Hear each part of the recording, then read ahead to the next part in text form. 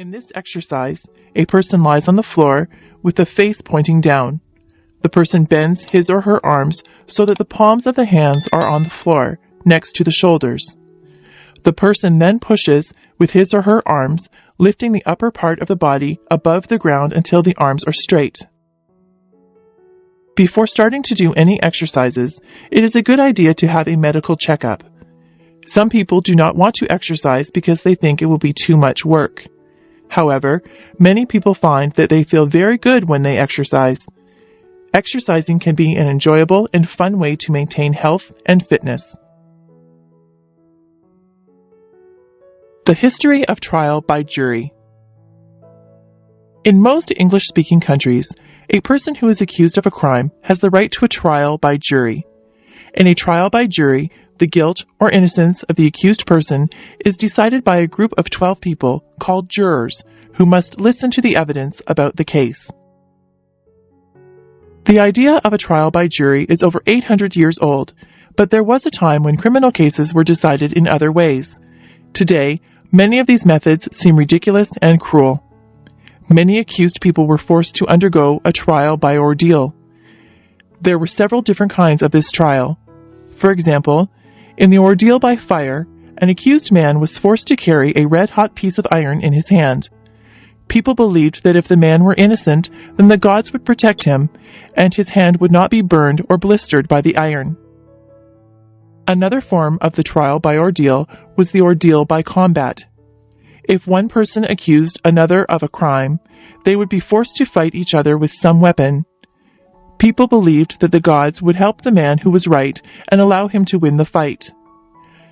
Yet another kind of ordeal was the ordeal by water. If a woman was accused of a crime, such as witchcraft, she might be thrown into a river with rocks attached to her. People believed that the gods would help an innocent woman and allow her to float on the water. Gradually, people realized that the trial by ordeal was a completely worthless way to judge a person's innocence or guilt. They wanted a less barbaric way to decide criminal cases. During the 12th century, a new method was introduced by one of the kings of England, Henry II. Henry said that criminal cases should be decided by the opinions of 12 honest men who knew about the crime, the victim, and the accused person. This was the beginning of trial by jury in English-speaking countries, and the method soon became very popular. People trusted this new method much more than they trusted the old methods. Later, the system of trial by jury changed somewhat. Instead of having a jury of 12 men and women who knew about the crime, juries were chosen so that the 12 people did not know anything about the crime. This change ensures that the jurors do not have any bias or prejudice about the case. When jurors do not know any of the people involved in the case, their decisions are more likely to be fair and accurate. Today, citizens in many countries are called occasionally for jury duty. This can be inconvenient for people who are busy with their work and family life. However, many men and women are willing to serve on juries because of a feeling of responsibility to society. The use of juries in criminal cases helps to ensure that justice is done. Video designed by English7levels.com. Benjamin Franklin. Benjamin Franklin was one of the most famous people in American history. He was never a president of the United States, but he made great achievements in many areas of life, including business, literature, science, and politics. Benjamin Franklin was born in the city of Boston during the year 1706. In his early years, Franklin was very poor. As a young man, he worked for his older brother, who was a printer. However, the two brothers soon argued with each other. Benjamin decided to leave, and he moved to the city of Philadelphia. He worked very hard and soon became a successful printer. He published his own newspapers, and he also published books called almanacs, which contained many wise sayings. Many of the wise sayings in Franklin's almanacs are still repeated today. Franklin's printing business was very successful, but he was also very interested in science. He performed experiments on the topic of electricity. Some of these experiments were very dangerous. In one experiment, Franklin was almost killed when he went outside during a lightning storm and flew a kite that had a metal key attached. However, Franklin was lucky enough to avoid injury, and he learned new facts about electricity. In addition to scientific research, Franklin was also an inventor. He invented a new kind of eyeglasses called bifocals. Bifocals are eyeglasses that allow people to see things that are far away, but also allow them to read things that are very close. Another invention was a new kind of stove for burning wood. This new stove was much more efficient than the older stoves had been. He also invented a lightning rod, which keeps houses safe from lightning. Franklin was also interested in making his city a better place to live. He started a public library, and he helped to organize a hospital and a fire department. In addition, he supervised the postal service, which operated profitably under his command. In his later years, Franklin became heavily involved in politics. For most of Franklin's life, the United States was not yet a country. Instead, the United States were still colonies of England, but Franklin encouraged other Americans to become an independent country. When the United States became a country, Franklin became the American ambassador to France.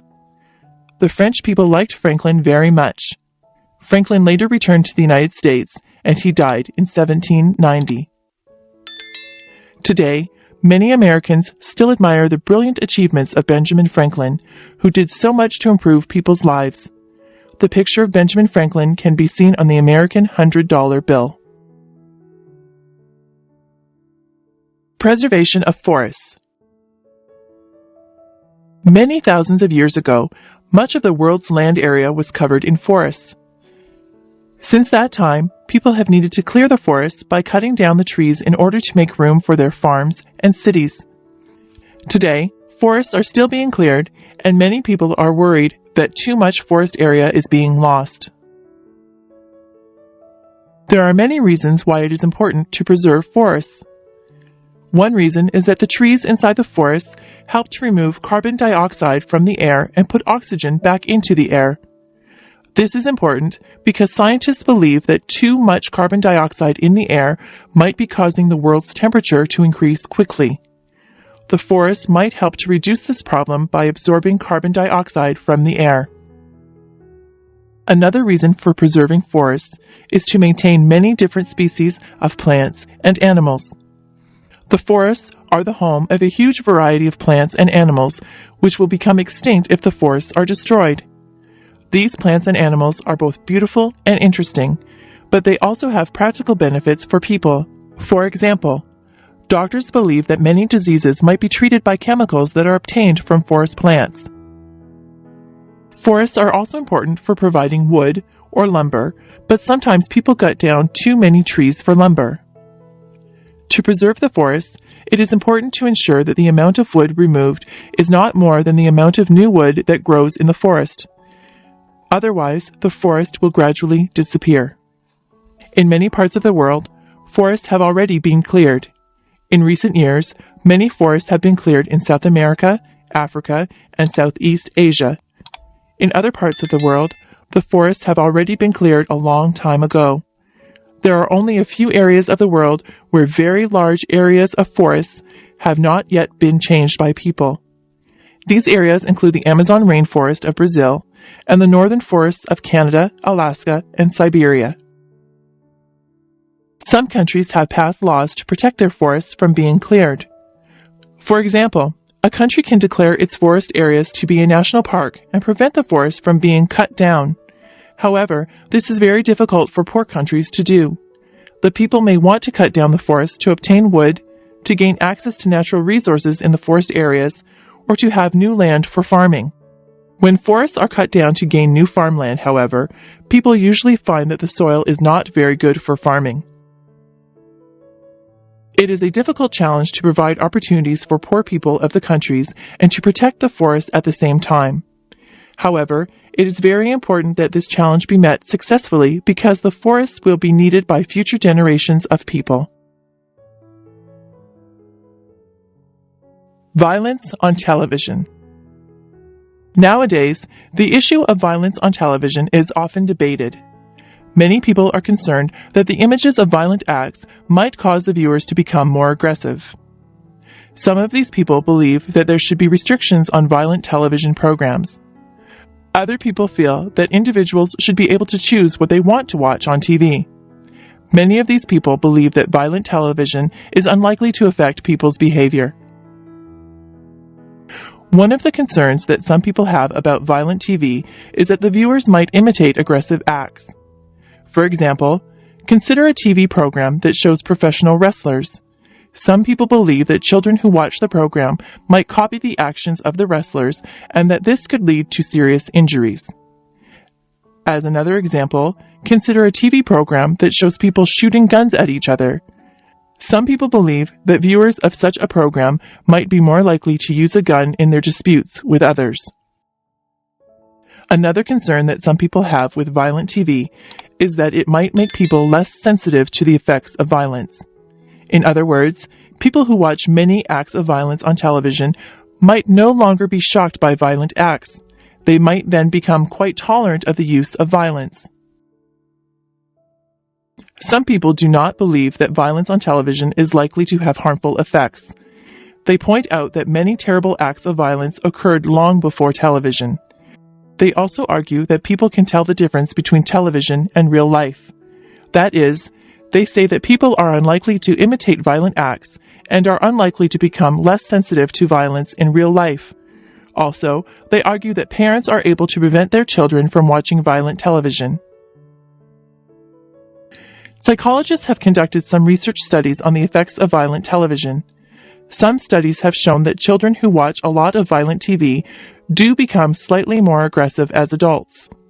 Other studies have found that people behave somewhat more aggressively after watching a violent program. This is especially true for people who have an aggressive personality.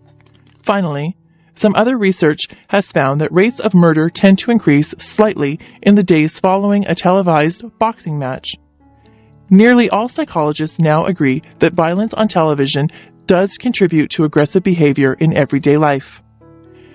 The issue of violence on television is difficult because it is a conflict between public safety and individual freedom.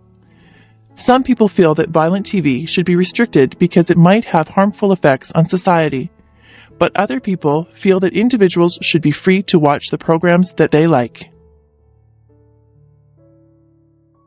The Inuit. Not many people would want to live in the Arctic areas of northern Canada, Alaska, and Greenland. In these places, the summers are very short and the winters are extremely cold and dark. However, there are some people who have made this land their home for many generations. These people are called the Inuit. The word Inuit means person in the language of the Inuit, which is called Inuktitut. Before modern times, the Inuit had to survive by hunting. Because their homeland was in such a cold northern place, the Inuit could not make a living by farming or by gathering plants. Many of the animals that the Inuit hunted are mammals that live in the water. For example, the Inuit used boats to hunt whales. Also, they hunted seals by waiting for the seals to rise to the surface of the water. Sometimes, the Inuit would hunt land mammals such as polar bears. When eating the meat of the animals that they hunted, the Inuit often ate the meat raw. This was necessary because only raw meat could provide them with enough nutrients to survive in a place where fruits and vegetables were not available. In previous times, the Inuit were known as the Eskimos, which means people who eat raw meat. However, the Inuit did not like this name. The Inuit invented many useful tools for surviving in the cold northern areas. They sewed warm clothing from the furs and skins of the animals they hunted. For transportation, they used dogs, which could pull them in sleds across the snow. For making heat and light, they used lamps that burned the fat and oil of whales. The Inuit were famous for their houses made of snow, which were called igloos. The igloos were made by cutting blocks of snow and then using these blocks to build a small, round-shaped house. People could enter or exit the igloo through a narrow tunnel. In recent decades, the Inuit have had much contact with the modern world. Inuit children now attend schools, and Inuit adults work at a variety of occupations. In some ways, the Inuit have found it difficult to adjust to the changes from their traditional ways, but the Inuit are meeting this challenge. In Canada, there's a new territory in the far north called Nunavut, where most of the people, including the leaders, are Inuit. The Inuit are famous for their beautiful artwork. In particular, Inuit carvings or sculptures are known for their excellent quality. These carvings, which nowadays are made from a kind of stone called soapstone, depict people or animals such as bears, seals, or whales. In addition to paintings, Inuit artists have produced beautiful sketches and paintings of northern scenes. Kings and Queens of England. Today, in the early 21st century, most countries no longer have kings and queens. However, some countries have remained as monarchies, including England and its former colonies. However, even in these countries, the monarch is a ceremonial figure who no longer has any real power over his or her subjects. These countries are called constitutional monarchies because they are democracies in which the monarch remains the official head of state. Many years ago, the kings and queens of England did have real power, but gradually this power was transferred to the people and their elected officials. It is interesting to examine how this transition occurred. Even in very early times, the King of England did not have absolute power. He was the most powerful man in the country, but he could not entirely force his will upon others. If he became too demanding, he might face opposition from powerful local landowners. These men, called the barons, might resist a king who tried to become too strong. This is exactly what happened in the year 1215. The King of England had made many unreasonable demands upon the country, and the barons decided to resist.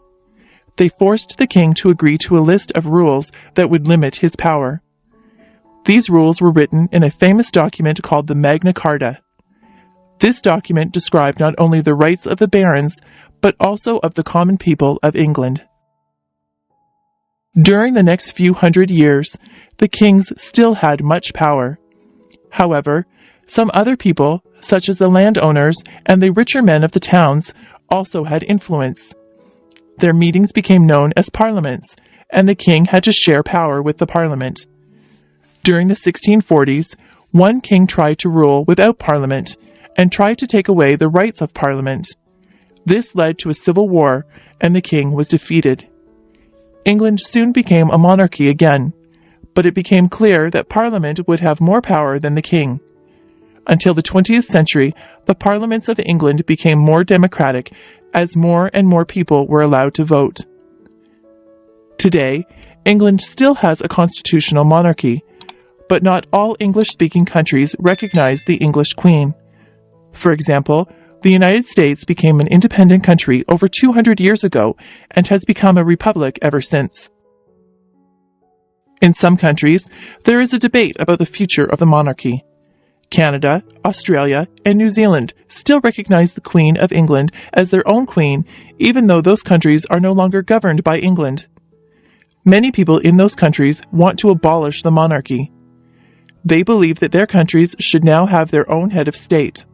On the other hand, some people in those countries want to keep the monarchy because it reminds them of their country's early history. This is an ongoing topic of debate for Canadians, Australians, and New Zealanders.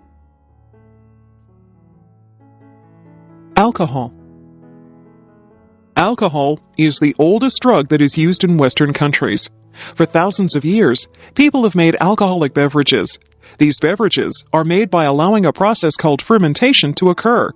Alcoholic fermentation happens when yeasts or bacteria break down the sugars that occur in some liquids and convert some sugars into alcohol.